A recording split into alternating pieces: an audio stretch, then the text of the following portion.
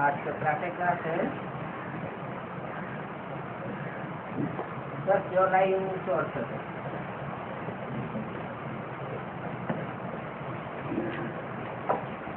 बच्चे इतना समय यहाँ बैठे हैं तो दिल में ये आता है कि हम जैसे शिवालय में बैठे।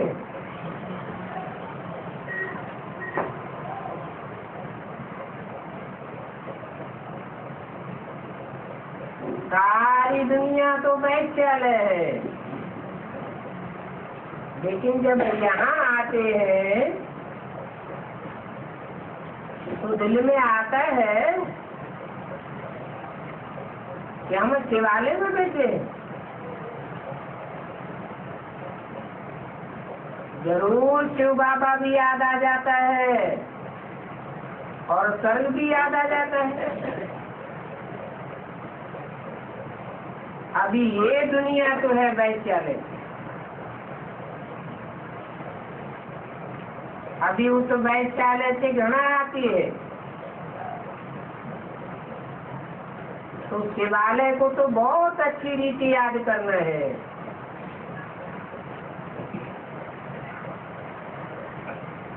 अच्छी रीति याद करना है माना बुद्धि सदैव कहाँ धरी रहे,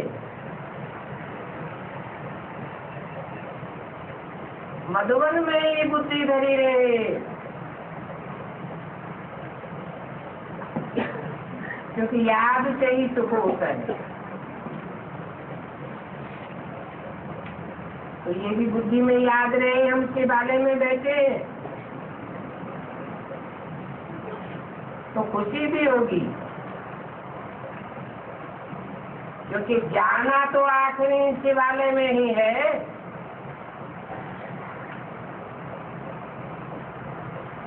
हाँ, शांति धाम में कोई बैठ तो नहीं जाना है,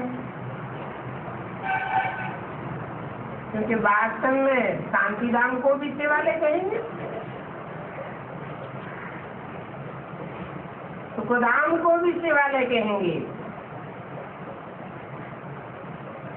और शिव बाबा ही तुमको शांति धाम में ले जाते, रहते भी वहाँ ही है, तो दोनों को शिवालय कहेंगे। और दोनों की स्थापना शिव बाबा करते हैं।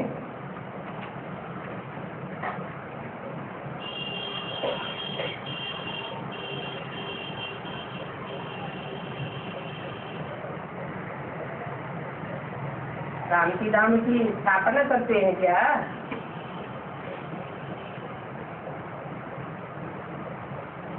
ये शांति धाम तो सदैव है ही है।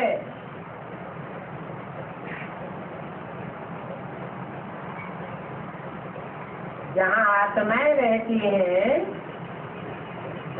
वो आत्माओं का घर तो कभी खाली नहीं होता है, परंतु हाँ, इस शक्ति में भी शिवालय है जिसे शांति धाम कहा जावे।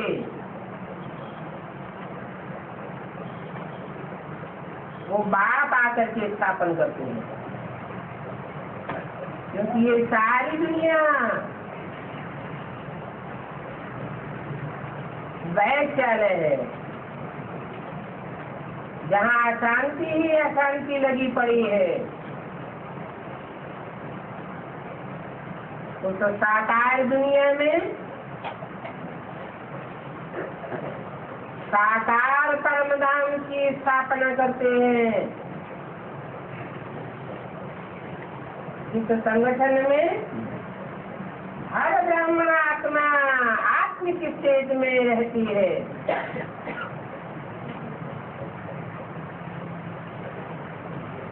तो शांति धाम की भी स्थापना करते हैं प्रैक्टिकल में, और शिवालय की भी स्थापना करते हैं प्रैक्टिकल में। तो तुम बच्चों को दोनों की याद करना है।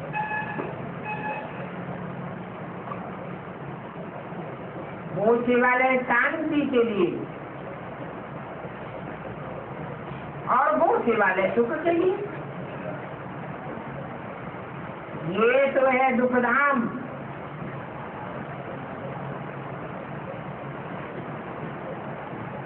दुखधाम की स्थापना बाप नहीं करते हैं। एक बाप है सुखधाम और शांति धाम की स्थापना करने वाला, और रावण है दुखधाम की स्थापना करने वाला। अभी तुम तो संगम युग पर बैठे हो, तो शांति धाम और सुख धाम के सिवाय और कोई की भी याद नहीं होनी चाहिए। बल कहाँ भी बैठे हो, धंधे आदि में बैठे हो, तो भी बुद्धि में दोनों से वाले होना चाहिए। तो दुखधाम को तो भूल ही जाना है।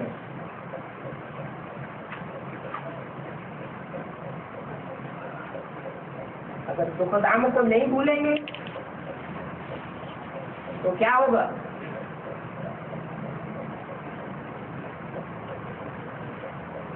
अंत मते तो गति हो जाएगी, क्योंकि अभी नई सृष्टि की स्थापना हो रही है। ब्रह्मा ने सत्संकल्पों से नई सृष्टि रची, तो सतयुग का पहला पत्ता बनता है।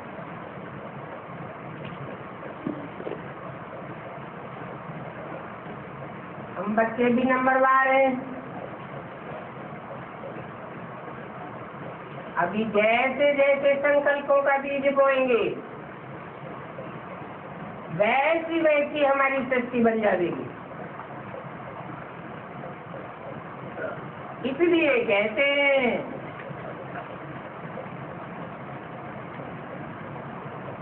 कि अभी महामृत्यु का समय आने वाला है।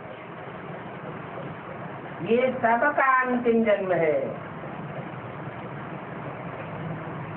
सबकी अंतिम घड़ी आने वाली है।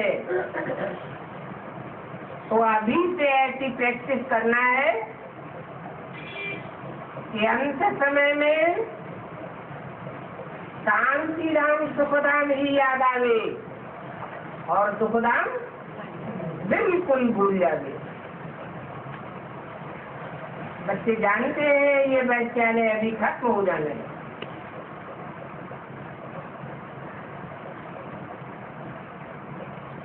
अब जब खत्म हो ही जाना है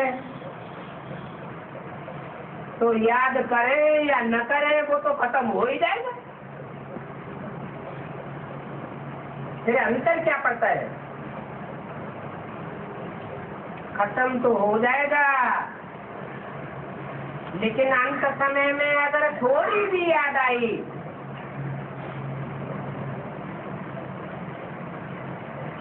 तो ज्यादा पुनर्जन्म कहाँ लेने पड़ेंगे? किसी वैश्यालय की दुनिया में लेने पड़ेंगे।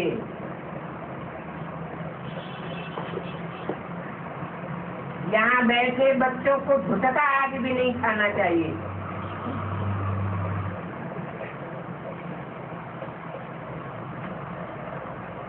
क्योंकि बहुतों की बुद्धि कहाँ कहाँ और तरफ चली जाती है। कितने माया के विघ्न पड़ते हैं। तुम बच्चों को बाप घड़ी घड़ी कहते हैं, बच्चे मन मना भव।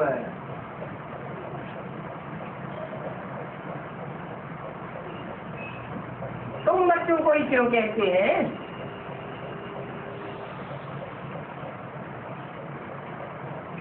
औरों को क्यों नहीं कहते घड़ी घड़ी?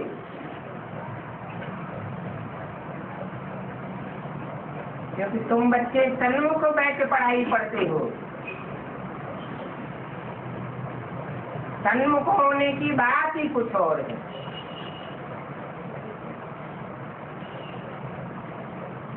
भिन्न भिन्न युक्तियां भी बतलाते हैं।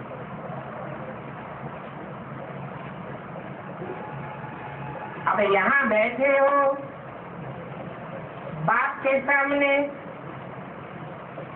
तो भी बुद्धि में याद करो हम पहले शांति धाम से शिवालय में जाएंगे, सुखधाम शिवालय में आ जाएंगे। ऐसा याद करने से भी पाप कटते जाएंगे।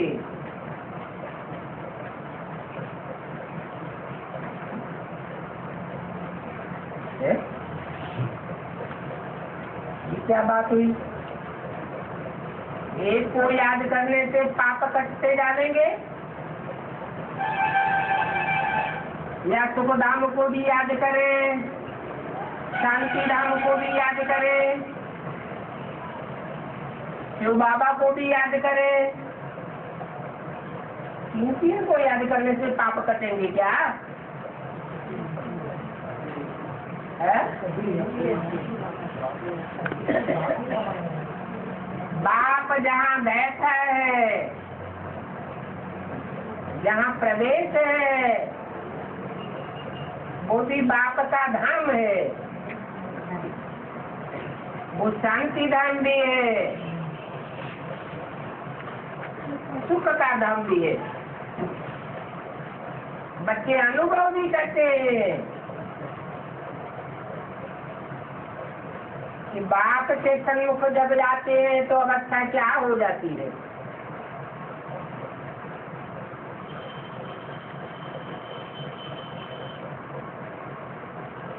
तो बोला जितना याद करते जाएंगे उतना तुम कदम को आगे बढ़ाते जाओगे।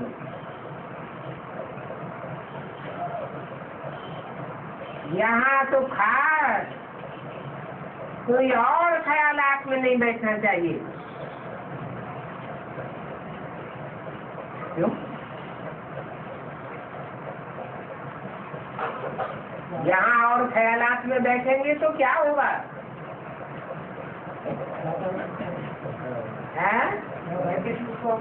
वाइब्रेशन खराब करेंगे, औरों को नुकसान पहुंचाते हो। फायदे के बदले अपना भी नुकसान करते हो और औरों का भी नुकसान करते हो।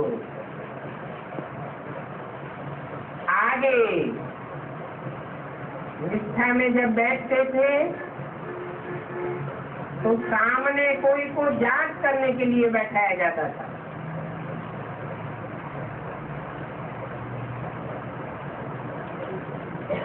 कौन जुटका खाते हैं, कौन आंख बंद करके बैठते हैं, तो तुम बड़े खबरदार रहते थे। सामने संदली पर किसी को किस लिए बैठाया जाता था? है? कोई और को संदली पर इसलिए नहीं बैठाया जाता था कि वो बैठ करके दृष्टि देवे, इसलिए बैठाया जाता था। अभी तो बताया चेकिंग करने के लिए बैठाया जाता था, जांच करने के लिए। कौन जुटका खाते हैं, कौन आंख बंद करके बैठते हैं, तो तुम बच्चे बड़े खबरदार रहते हैं। बाप भी अभी देखते हैं इनका बुद्धियोग कहाँ कहाँ भटकता है।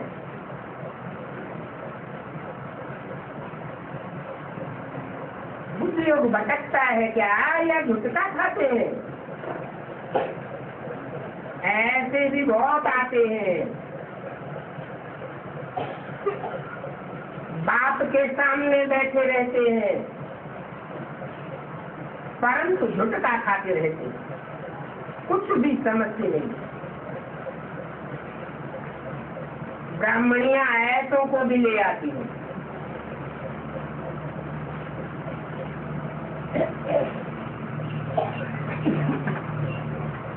शिव बाबा के आगे बच्चे बड़े सयाने लेकर के आना चाहिए, जो गफलत में न रहे। क्योंकि ये कोई ऑर्डिनरी टीचर नहीं है, ये तो सुप्रीम बाप सिखलाते हैं। तो यहाँ बहुत सावधान होकर के बैठना चाहिए। मानो बाबा 15 मिनट शांति में बैठाते हैं, तुम तो घंटा 2 घंटा भी बैठते हो। तो जो कच्चे हैं उन्हों को सावधान करना चाहिए। ब्राह्मणियां जो भी सेंटर पर रहती हैं वो तो पूरा जानती ही नहीं है।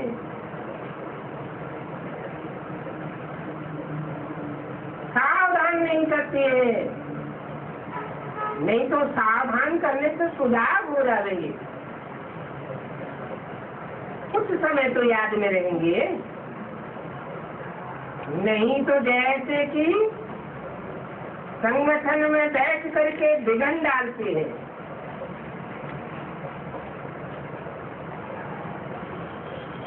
बाबा जान जाते हैं ये निकु बुद्धि कहाँ न कहाँ दुनिया में भटकती रहती है,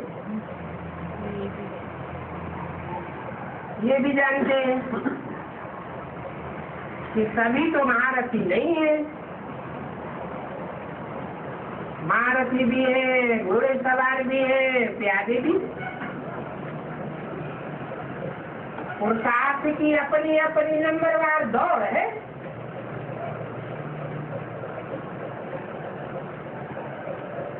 बाबा आज विचार सागर मंथन करके आए थे। म्यूजियम में अथवा प्रदर्शनी में तुम बच्चे जो शिवालय वैश्यालय और पुरुषोत्तम संगम युग की 3 दिखाते हो, ये 3 समझाने के लिए बहुत अच्छे हैं और ये तीनों सीन बड़े बड़े बनाने चाहिए। कौन कौन से? शिवालय,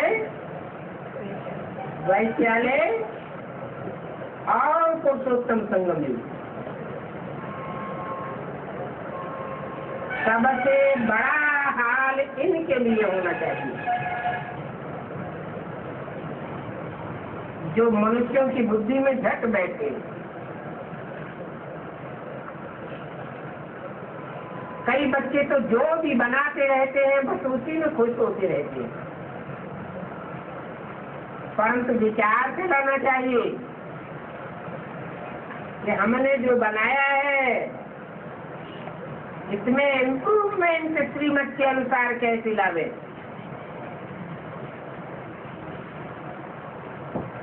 तो वैश्यालय, शिवालय और बीच में पुरुषोत्तम संगम, ये तीनों चीज तो बहुत अच्छा बनाना चाहिए। इनसे मनुष्यों को अच्छी रीति समझानी मिल सकती है। समझेंगे? हम तो कलयुगी रावण राज्य वैश्यालय में बैठे हैं और ठीक ठीक करके समझाना चाहिए।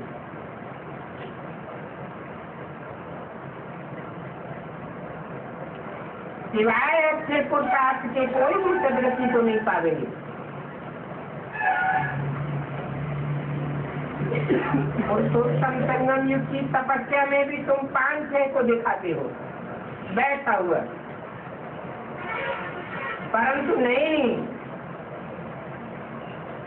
10-15 को तपस्या में बिठाना चाहिए। बड़ा बड़ा बनाना चाहिए और उनमें भी 3 सीढ़ियों में भी वैश्यालय तो बहुत बड़ा दिखाना चाहिए। उसमें सभी दिखाना चाहिए। ये तो वैश्यालय में ये धंधा होता है, ये भीख मांगते हैं। ये सन्यासी देखो क्या करते हैं, बड़ा बड़ा बना करके क्लियर अक्षर में लिख देना चाहिए।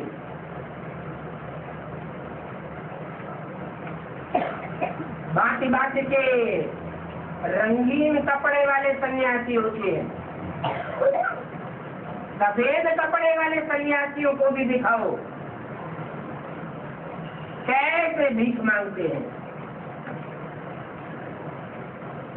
फिर नीचे लिखना चाहिए कलयुगी पतित वैश्यालय।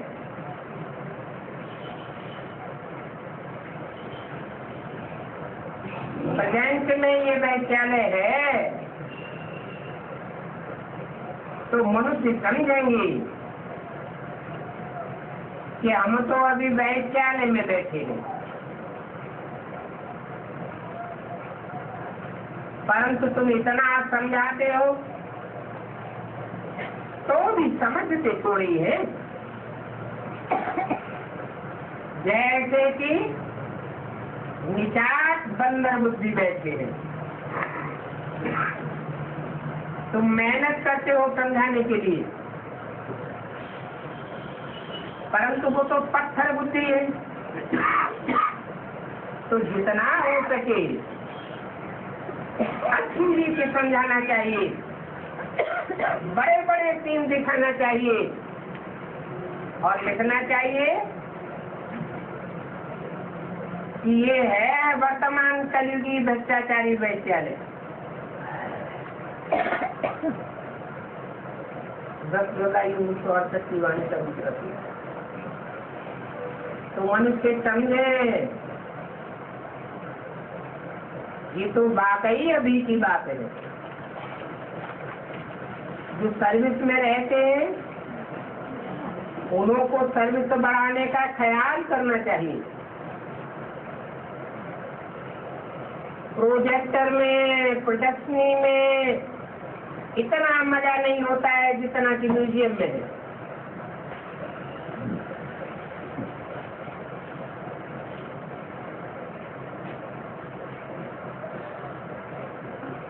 एडवांस में तो न प्रोजेक्टर होता है न प्रदर्शनी होती है न म्यूजियम होता है।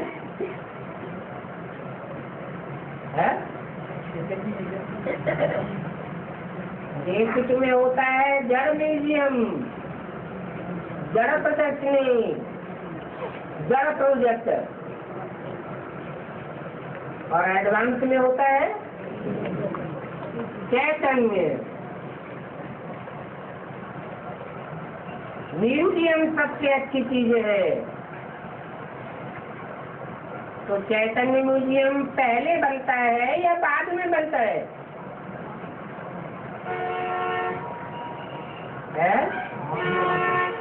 जब पुरुषार्थ पूरा होता है तो अंत में नंबरवार म्यूजियम तैयार होते हैं।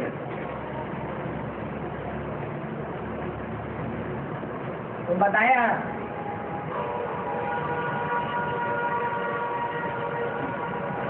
प्रोजेक्टर से तो कुछ भी समझेंगे नहीं, ये तो फालतू है। सबसे अच्छा है म्यूजियम,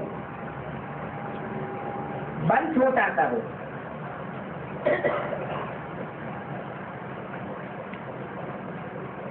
छोटे छोटे 6 कमरे हों उसमें भी म्यूजियम हो।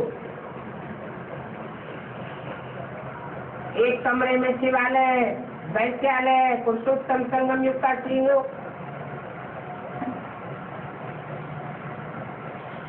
समझाए किस समय सभी हैं भ्रष्टाचारी, एक भी शिष्टाचारी नहीं है। परंतु मनुष्य को समझते थोड़े ही है कि हम भी भ्रष्टाचारी हैं। तो दुनिया में शिष्टाचारी तो कोई हो नहीं सकता।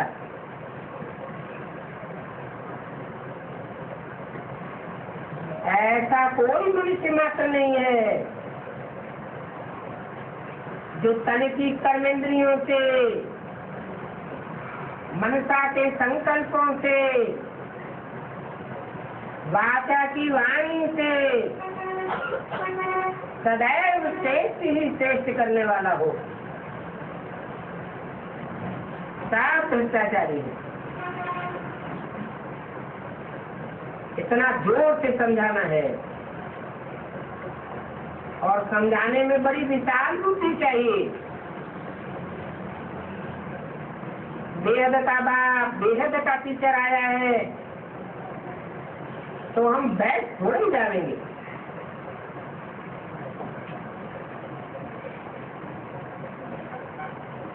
हम तो यही धंधा करेंगे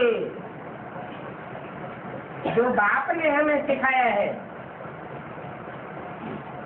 तो जीए में पास करने के लिए नहीं बैठ जाएंगे। हम जानते हैं कि बाप कोई बैठा थोड़ा ही रहेगा, थोड़े टाइम में चला जाएगा। बाकी थोड़ा समय है तो भी जागते नहीं है। अच्छी अच्छी जो बच्चियां होंगी वो कहेंगी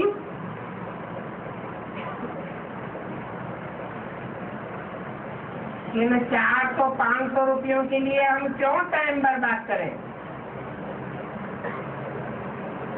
हम टाइम बर्बाद करती रहेंगी तो शिवालय में हम क्या पद पालेंगे। बाबा देखते भी हैं कि कुमारियां तो सबसे जागती स्त्री है। भले कितना भी बड़ा पगार वाला हो तो भी इस ईश्वरीय सेवा के मुकाबले मुट्ठी में घूंघने वाला है। घूंघरा माने चना। जैसे बंदर के सामने रतन फेंक दो और चने भी डाल दो तो काय की मुट्ठी बांधेगा, घूंघरों की मुट्ठी बांधेगा, रतन फेंक देगा।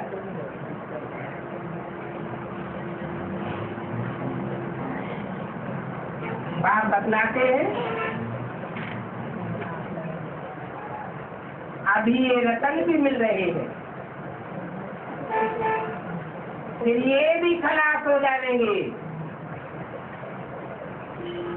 नई दुनिया में ये रतन नहीं मिलेंगे, कुछ भी रहेगा नहीं।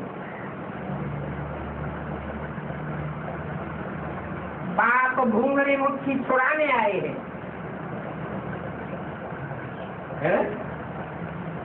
परंतु छोड़ते ही नहीं है।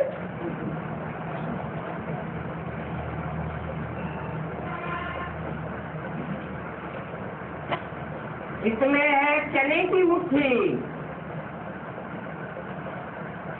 और बाप मुट्ठी में देते हैं विश्व की बादशाही।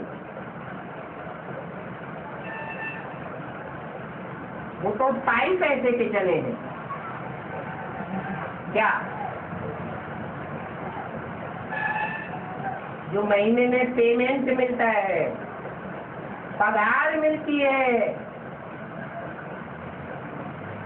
उनको छोड़ करके रूहानी नॉलेज पढ़े तो मगज भी कुछ खुले। ऐसे ऐसी छोटी छोटी बच्चियां बड़ों को बैठ नॉलेज दे। बाप आए हैं शिवालय स्थापन करने के लिए। ये बात तो मान लेते हैं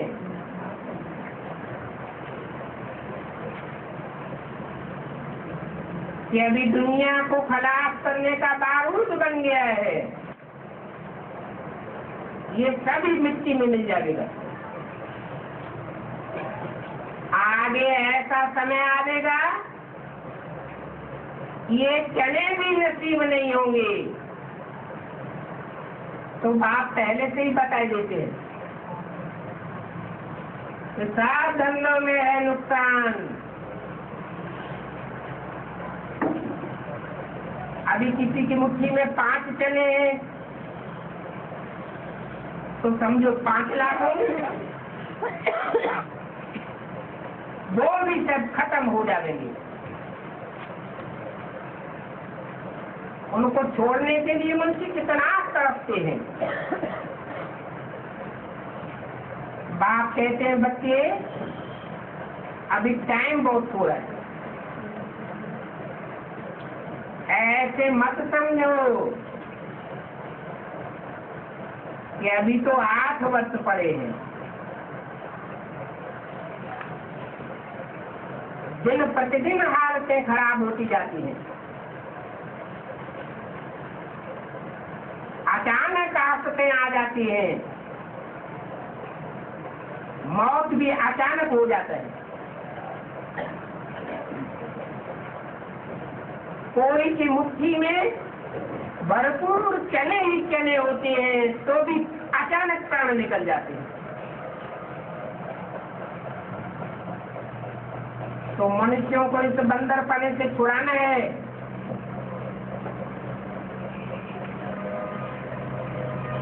इस म्यूजियम देख करके कुछ नहीं हो जाना, कमाल करके दिखाना है।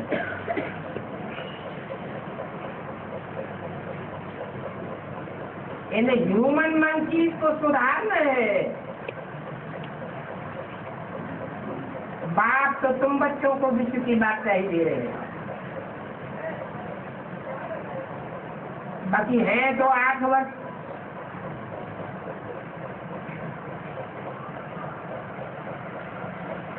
मैं तो समझता हूँ 5 वर्ष भी मुश्किल होंगे।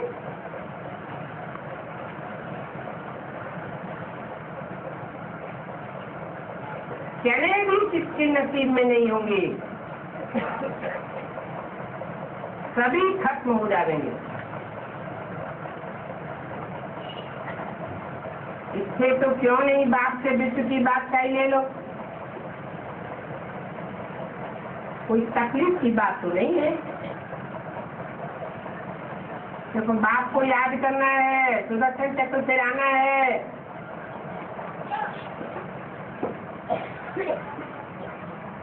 भूरों की मुट्ठी खाली करके हीरे जवाहरातों से मुट्ठी भर करके जाना है।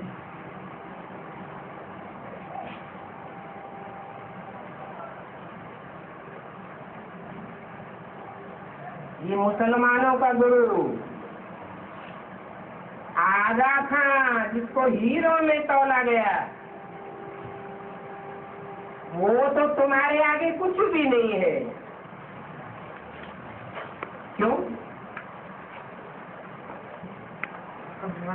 है? हाँ, वो हीरे तो जड़ हीरे थे।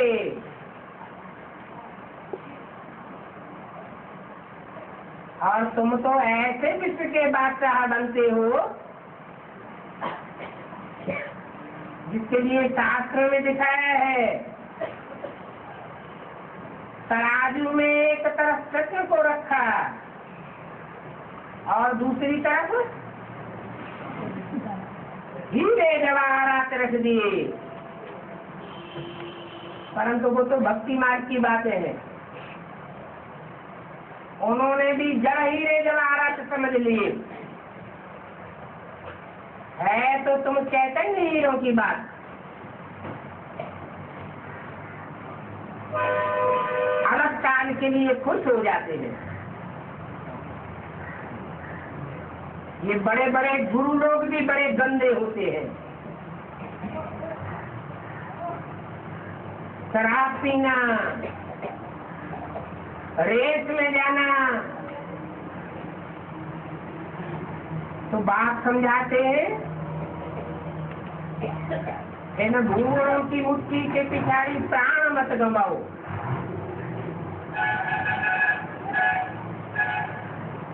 मनुष्य शमशान में ले जाते हैं, खाली हाथ जाते हैं। तुम्हारे हाथ तो भस्म होकर के जा रहे हैं।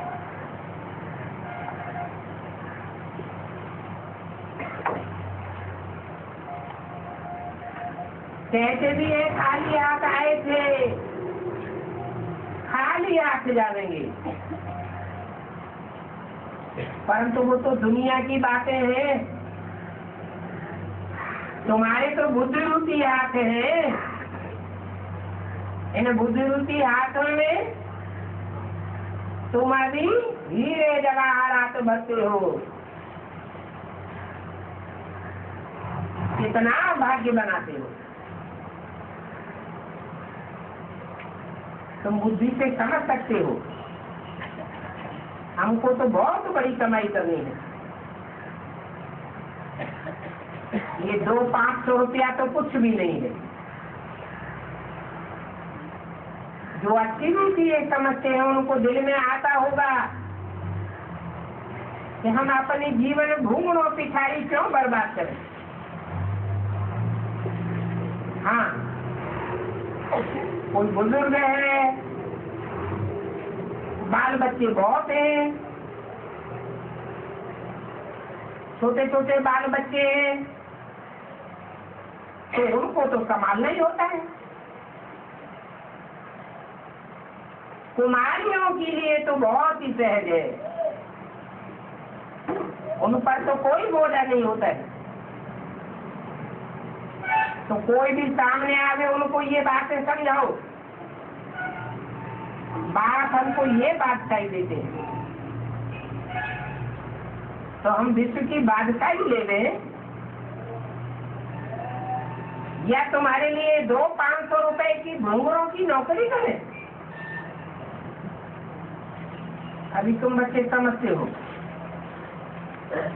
हमारी मुट्ठी हीरों से भरती है, बाकी और तो सभी विनाश हो जाएंगे, खाली हाथ जाएंगे। बात तुम बच्चों को समझाते रहते,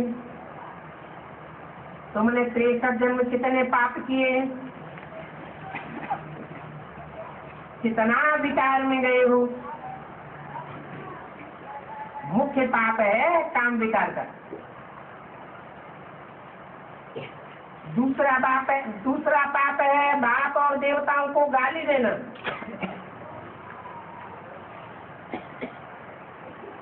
कितना डिफेम किया है,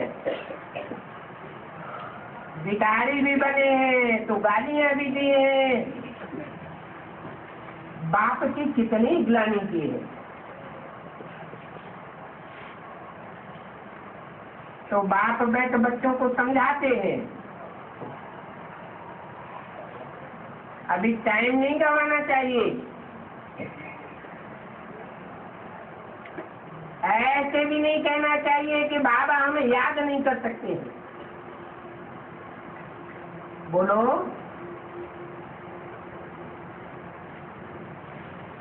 बाबा हम अपन को याद नहीं कर सकते, अपन को भूल जाते हैं। हम घड़ी घड़ी देवान में आ जाते हैं। देवान में आना मानव अपन को भूल, अपन को ही आत्मा याद नहीं कर सकते, तो फिर वो बाप को कैसे याद करेंगे। ये बहुत बड़ी मंजिल है और फिर सहज भी बहुत है। कठिन क्यों है और सहज क्यों है। देवान में रहते हैं तो कठिन है, आत्माभिमानी बन करके रहते हैं तो बहुत सहज है। बाकी माया पोजीशन करती है। गीता आदि पढ़ते हैं, अर्थ समझते नहीं है। भारतवासियों की तो है ही मुख्य गीता। हर एक धर्म का अपना अपना शास्त्र है। 10 जुलाई 1968 की वाणी का तीसरा पेज। जो भी धर्म स्थापन करने वाले हैं उनको गुरु भी नहीं कह सकते हैं। ये भी बड़ी भारी भूल है। जो मनुष्यों को गुरु बना करके बैठे हैं। सदगुरु तो एक ही है, वो एक ही सदगति करते हैं। बाकी गुरु कहलाने वाले तो ढेर हैं, अपन को गुरु कहलाते हैं, परंतु गति सदगति ना अपनी कर सकते हैं और न दूसरों की कर सकते हैं। कोई ने बाहर का काम सिखलाया, इंजीनियरिंग का काम सिखलाया, समझते ये भी हमारे गुरु हो गए। हर एक सिखलाने वाला गुरु होता है, परंतु वो कोई सदगति थोड़े ही करते हैं। सदगति करने वाला सदगुरु तो एक ही है, और तुमको तो अभी वो सदगुरु मिल गया है। वो सच्चा बाप भी है, सच्चा टीचर भी है। इसलिए अभी बच्चों को जाति गफलत नहीं करनी चाहिए। यहाँ आते हैं तो यहाँ से अच्छी रीति रिफ्रेश होकर के जाते, फिर घर में जाने से ही यहाँ का सब भूल जाते।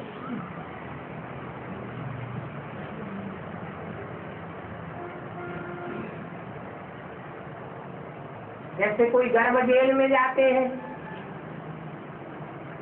वहां भी बहुत सजा मिलती है। ये तो दुनिया में होती है गर्भ जेल, नई दुनिया में तो गर्भ महल होता है,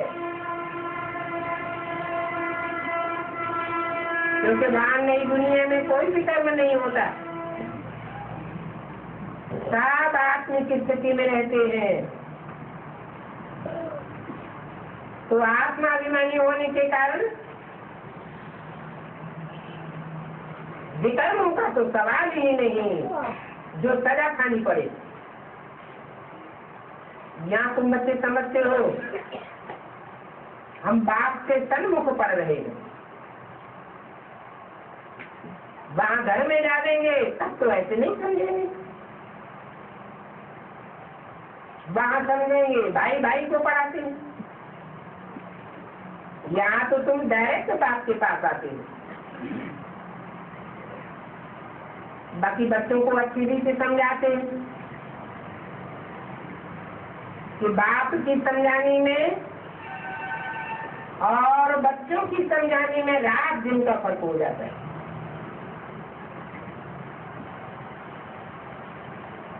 बाप बैठ बच्चों को सावधान करते हैं, बच्चे बच्चे कह करके समझाते रहते हैं। तुम उसके वाले और वैश्य वाले को भी समझाते हो, है तो बेहद की बात।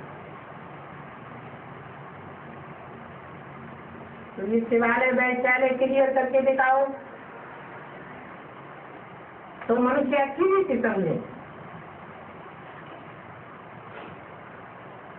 अपने ऊपर और दूसरों के ऊपर भी रहम करना चाहिए।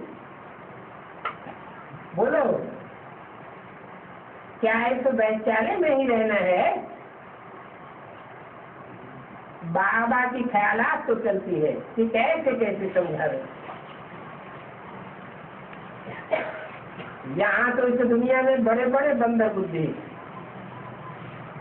कितना भी समझाओ समझते ही नहीं है।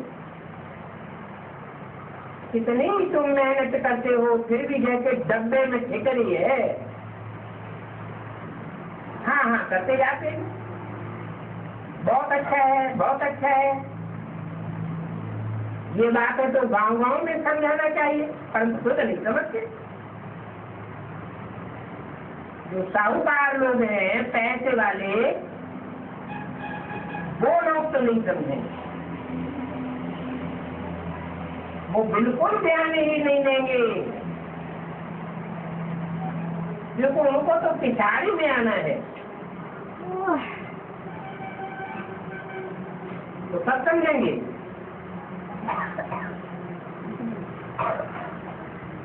जब रिहर्सल की पिछाड़ी होगी तब समझेंगे। तो तू लेट हो जाएंगे, ना उनका धन काम में आवेगा और न याद में रह सकेंगे।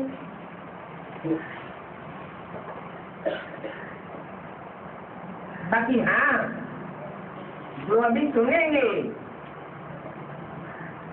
भले चलेंगे नहीं, मेरे मुख से 2 अक्षर भी सुना तो स्वर्ग में जरूर आ जाएंगे, प्रजा बन जाती। गरीब बहुत ही ऊंचा पद पाए सकते हैं, और तुम कन्याओं के पास क्या है?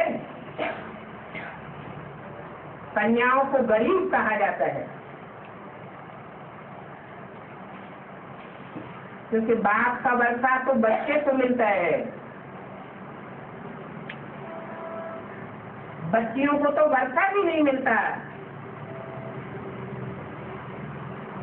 बच्चियों को दान दिया जाता है, गुप्त दान मुट्ठी में लेंगे, और वो दान भी तब देते हैं जब कि वैश्यालय में जाती है। अभी देखो शिवालय में ले जाने के लिए कितनी मेहनत करनी पड़ती है।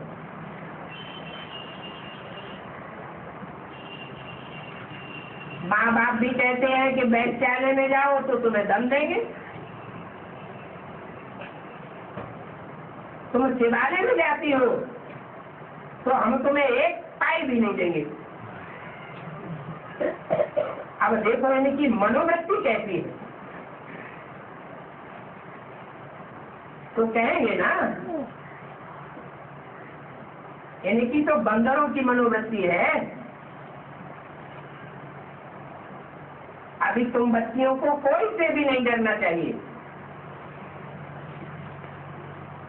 खुली रीति समझाना चाहिए, समझाने में बड़ा फुर्त होना चाहिए। तुम तो बिल्कुल सच बात बतलाती हो। ये संगम युग है,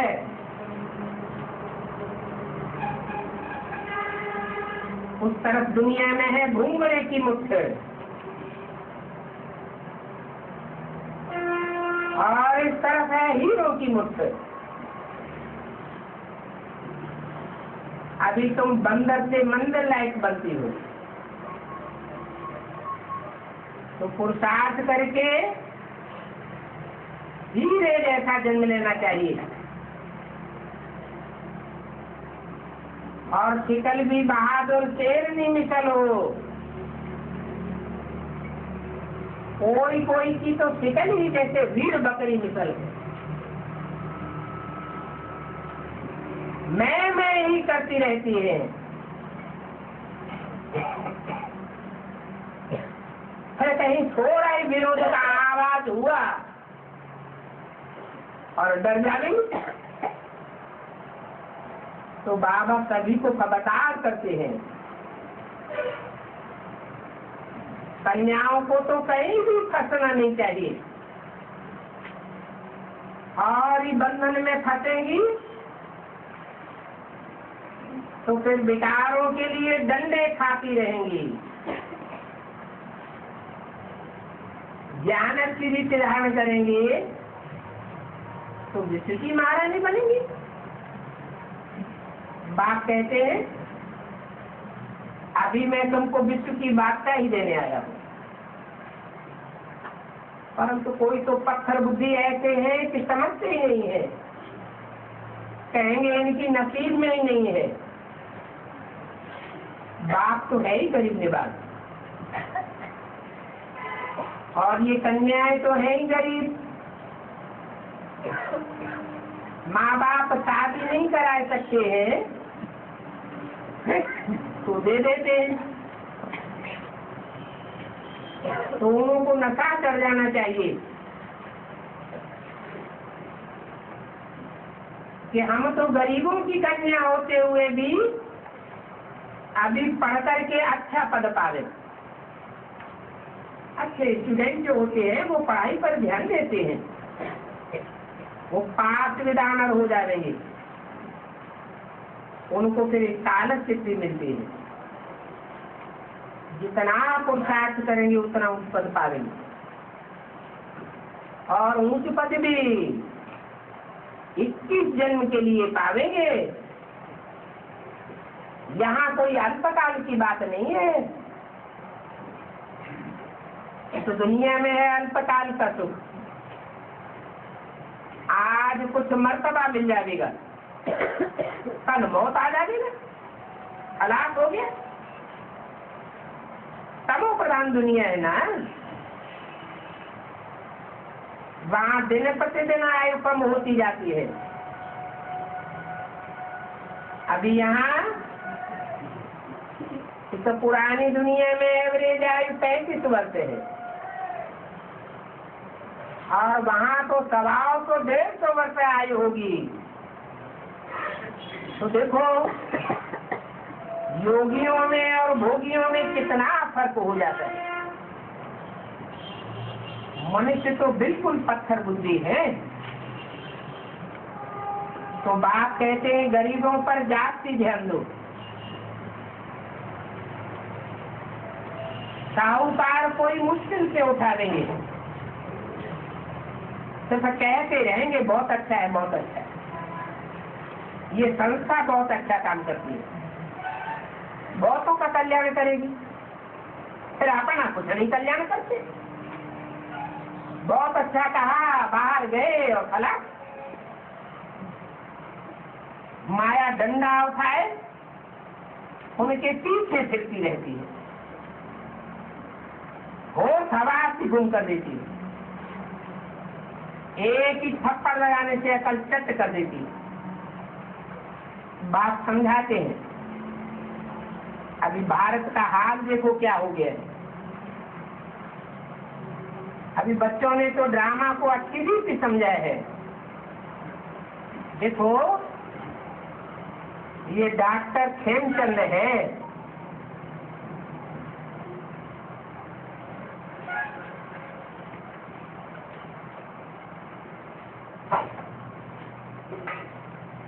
आंखों की ऑपरेशन करने जाते हैं।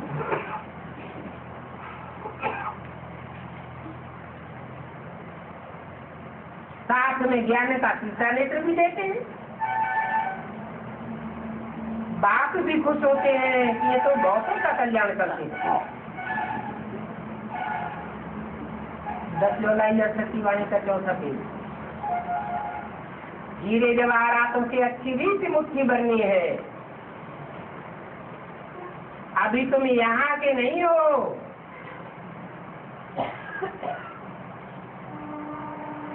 समझो कि हम तो रावण राज्य में बैठे हैं। फिर अभी हम पुरुषार्थ करके जा रहे हैं। टांग इस पुरानी दुनिया की तरफ है और नई दुनिया की तरफ होना चाहिए। बच्चों को जब भी समय मिलता है तो विचार सागर मंथन करना चाहिए। कैसे कैसे करके युक्ति बतावे। क्या बात है जो इतना माथा मारते हुए भी ये समझते नहीं है। इतने पत्थर बुद्धि है क्या? भगवान के सिवाय तो कब कोई सुधार नहीं सकता, तो बाप को ही आना पड़ता है ऐसे पत्थर बुद्धियों को पारक बुद्धि बनाने के लिए। ये कृष्ण कब आवेगा, कैसे आवेगा, तो ये भी किसी को पता नहीं। तो 40,000 वर्ष कह देते हैं। ये पुरानी दुनिया अभी कलयुग 40,000 वर्ष चलेगा। अब इतनी पुरानी बात तो किसी को याद भी नहीं आएगी। तो नई बातें सुनाती हूँ। तो ये मेहनत करने के लिए भगवान को आना पड़ता है। आकर के बंदरों को मंदिर लायक बनाते हैं। तो पूरा पुरुषार्थ करो। इसमें गफलत करेंगे तो वहां नहीं पहुंच सकेंगे। बाप जानते हैं कौन कौन अच्छी रीति सर्विस करते हैं। कुमारियों की पढ़ाई में बुद्धि अच्छी रीति होनी चाहिए। आजकल तो कुमारियां भी नौकरी करने लग जाती हैं, वहाँ उनको क्या मिलता है? मुफ्त भर घूंघरे मिल जाते हैं और क्या। तो विश्व की बादशाही बात देते हैं तो बदल करो। अभी संगम युग है, ये पुरानी दुनिया खलास होनी है, तो हीरो से मुट्ठी भरनी चाहिए या घूंघरों से? हीरे मुफ्त का पूरा जानते नहीं है, घूंघरे मुफ्त पर ही राजी हो जाते हैं। समझाना चाहिए कि हम तो ईश्वरीय सर्विस करती है। मनुष्य को देवता, वैश्यालय को शिवालय बनाने की मेहनत करती है। वास्तव में कन्याओं को थोड़ी ही नौकरी करनी चाहिए। माँ बाप व भाइयों आदि की पालना कन्याओं को नहीं करना है, ये तो पुरुषों का काम है। सास ससुर भी बहू की कमाई नहीं खाते हैं, तो कन्या की कमाई कैसे खा देंगे? ये तो ला नहीं है। परंतु आजकल भूखड़े बहुत हो गए हैं। बच्चियां भी कमा करके सारे घर को खिलाती हैं।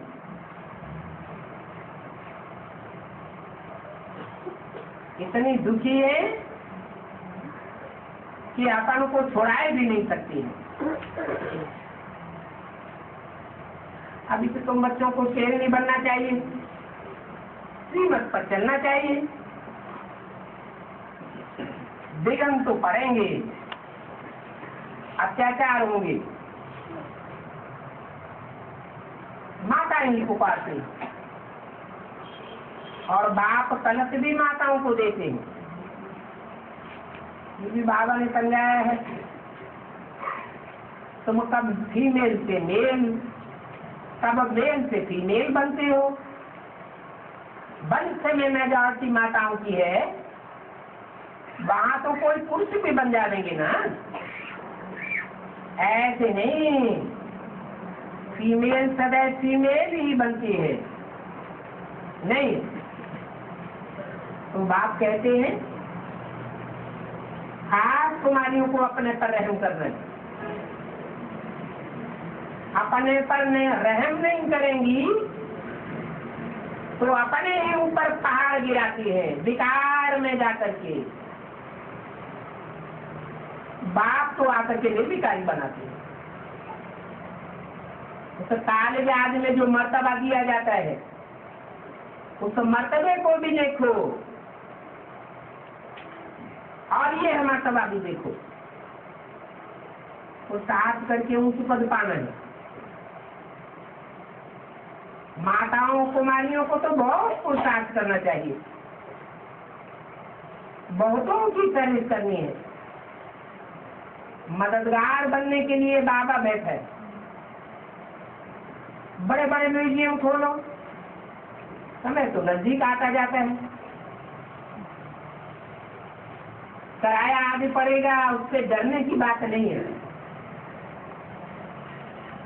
एक दिन ऐसा भी आएगा जो तुम्हारे पांव पड़ेंगे, हाथ जोड़ करके ले जाएंगे कि हमारा ये हाल ले लो अपनी सेवा करने के लिए। तुम भी फट से करेंगे।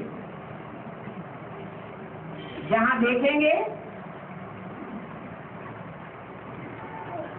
अरे हमने तुमको पहले इतना समझाया, तुमने समझा नहीं। अभी हमको ढेर के ढेर मिलते हैं तो तुम भी कहते हो कि हाल ले लो, कर्म नहीं आता है। तुमने हाल खोल करके इतने पोस्ट खाने बनाए। कन्याएं जब ऐसे बैठ करके समझावेंगी तो उनका हृदय विधीर हो जाएगा। बाकी बच्चों को कोई मकान आदि खरीद नहीं करना है, ईश्वरीय सेवा करने के लिए बच्चों के पैसे बच्चों के पेट में जाना चाहिए। मिट्टी में पैसे नहीं मिलाने हैं, ऐसे ही थोड़े ही छोड़ देना। बल कोई 2-3 हजार किराया भी ले ले, बड़ा म्यूजियम खोलो। ये इसलिए तालीम है जिसमें करेक्टर सुधारे जाते हैं। मुख्य विकार का करेक्टर, और मनुष्यों को तो ये करेक्टर ही अच्छा लगता है। दुनिया बहुत खराब है। 8, 10, 12 वर्ष की बच्चियां समझती हैं छोटे बच्चों के साथ विकार करना खेल है। बाप भी बच्चों के साथ खेल करते हैं, बात मत पूछो। ये साधु संत आदि कहलाने वाले सब फंसे हुए हैं काहे में, विकार में। ये है ही सारी विकारी दुनिया। ये गुरु गोसाई आदि भी गंद करते रहते हैं, पति तो बंद पड़ते हैं। बाप समझाते हैं अभी ये चलिए खड़िए की भक्ति पूरी हुई, डाके उतरते उतरते नीचे गिर पड़ते हैं। रावण एकदम लात मार करके नीचे गिरा देता है लत संग में। मनुष्य जब गुस्से में होते हैं तो लात मारते हैं। रावण ने भी लात मार करके सीढ़ी से नीचे उतार दिया। ये बेहद की बात है।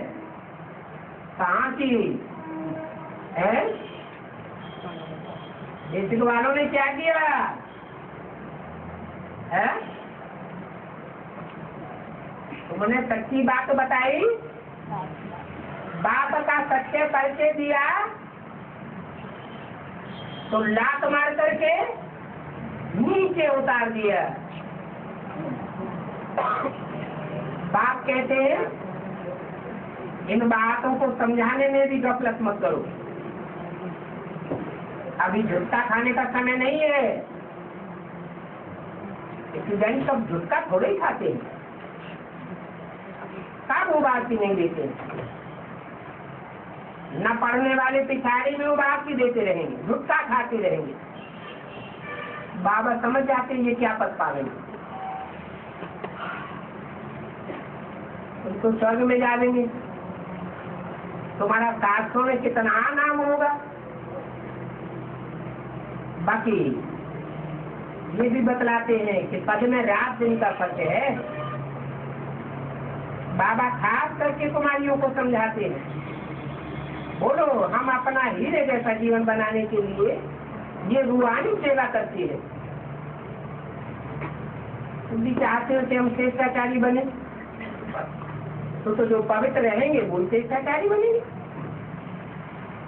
अपवित्र तो नहीं बनेंगे। कन्याओं का भी कालेज हो जिसमें भ्रष्टाचारी से श्रेष्ठाचारी बने।